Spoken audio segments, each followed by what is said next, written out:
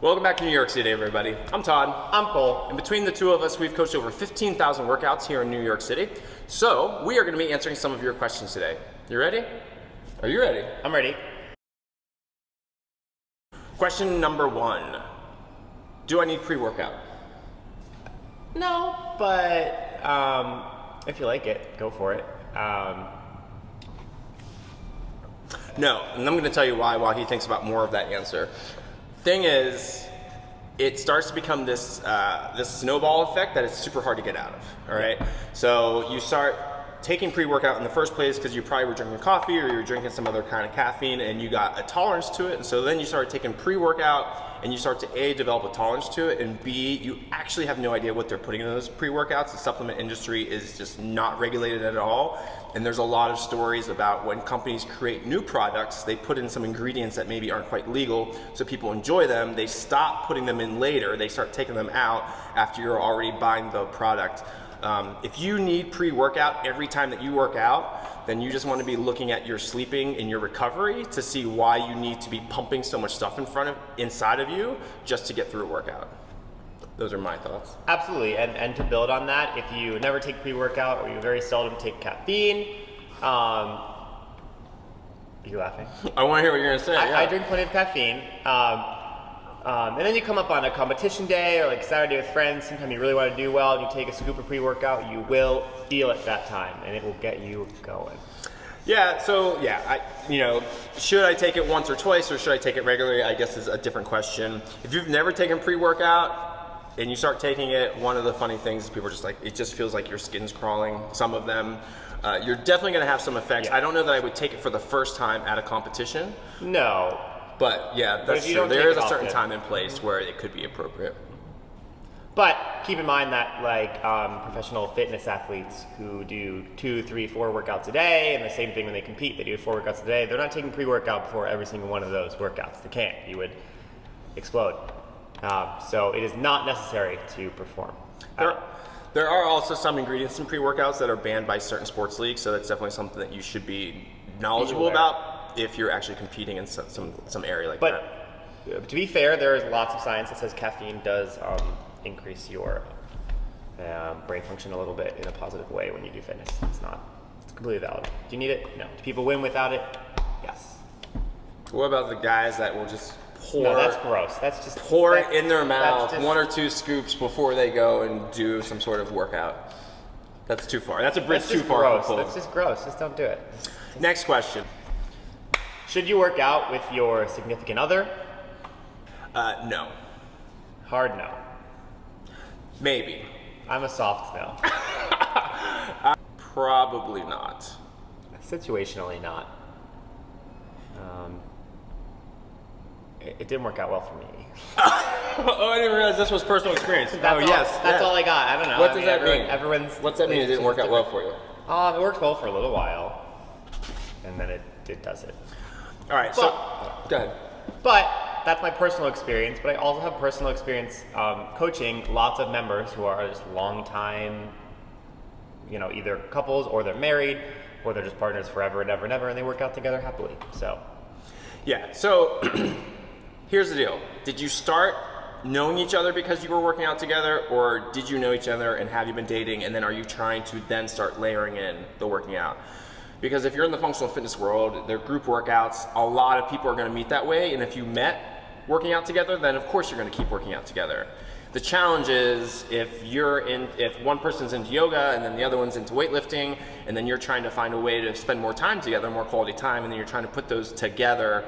A lot of people consider those to be, I don't know if I want to say safe places, but definitely like their place. Personal space. Personal space, thank you. Yeah. And so it can feel like a real invasion of your personal space if that's not something that you've always done from the start. So if you started doing it, cool. If you haven't, I would have a lot of caution. What specifically went wrong in your case, Cole? Just like a loss of personal space. Also, I'm competitive. Okay. And I don't like to lose. And were you losing to him? Sometimes. Wow, that really ruins a workout, huh? I know. All right, we'll move on. I want to say one more thing about that. I think you can absolutely work out with your significant other. I just think it can't be, especially as Todd said, if you didn't meet in the same group fitness class, it can't be necessary. Like, you also have to keep the ability to work out separately and not need them to be at the workout consistently all the time. You know, it doesn't always have to mesh. All right, last question. Do I really need to warm up? That is a more complicated question than it appears on the surface. Yeah, absolutely. So there's different factors that you want to be thinking about when you're warming up. So some things just off the top of the head is, why are you warming up? Is it to review movement and technique, or just to get your body moving? What time of the day is it? What time of the year is it? What is the temperature outside or inside? Is it a holiday? How is your soreness? Did you just do a crazy workout the day before, or have you been resting for 5 days? What are the movements going to be? Are you rowing, or are you doing heavy snatches? That's going to change it. What's your intensity level? Again, is it going to be an 85% effort on a row, or are you doing 185 full snatches for reps, right? What is your age, and what is your training age, which are different things? All of those are going to factor into, do you need to, and how long do you need to? So if we take a look at some of those variables that we were talking about before, your age is going to have a big impact. I definitely need more time to warm up than I would suspect Cole does. If not, I'm still going to give myself that time. The intensity level, if I'm going to sit on the erg, I'm going to row for 45 minutes. My warm-up is probably the first 5-minute rowing. I don't really need to be doing much more, but if my workouts are going to involve a lot more load, so heavier things, or a higher level of intensity, then I'm going to want to be doing it. The intensity, for example, if I was going to do Fran, 21-15-9 thrusters and pull-ups, probably going to want to hop on a bike and get my heart rate elevated to where I think it's going to be during the workout, so that when it hits during the workout, it's not the first time that I'm feeling that for that day. Yeah, and there's a reason for that, and that's just because the first time your heart rate spikes, your central nervous system goes into fight or flight mode, because it's just this new crazy stimulus, and being in fight or flight mode feels terrible. It feels like adrenaline, and you don't feel great. It's just like jumping in a pool. If you jump in a cold pool, it's really cold when you get in the first time. 3 minutes later, it's fine. You can swim around. Same thing happens with your heart rate. So if you don't get your heart rate up before the workout, you're just going to jump into the pool, and the first couple minutes is going to feel really weird, and your body's going to be confused. And that's why getting your heart rate up is really important. It will help, especially for things like Fran, which is going to jack your heart rate through the roof.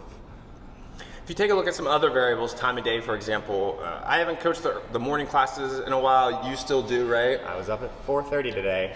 Yeah, so if you got that 5 a.m. class, there's a good chance that those people have not been up for more than half an hour. Yeah, absolutely. And so you're going to need to warm up as an athlete, or as a coach, you're going to want to warm up that class much more than you're going to at a noon or a nighttime class, right? So things to be thinking of: what time of the day is it? What time of the year? There's certain facilities that we're in, particularly out in like Queens or Brooklyn, that don't really have forced air heating. They might have a couple of heaters hanging from the ceiling in the corner, which just means, long story short, they never really get that warm in there. You're cold the whole time.